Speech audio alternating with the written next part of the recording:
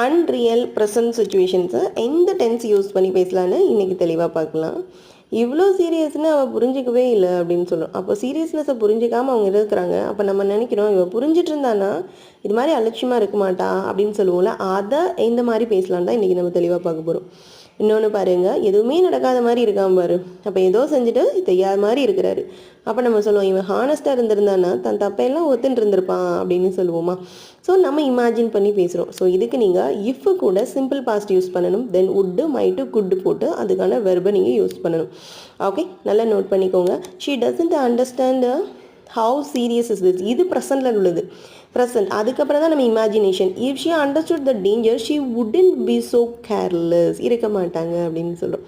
அதே போல் பாருங்கள், she is acting like nothing happen. இது ப்ரெசண்டில் நடக்கிறது. இதுக்கப்புறம் நம்ம இமேஜினேஷன் சொல்லணும்.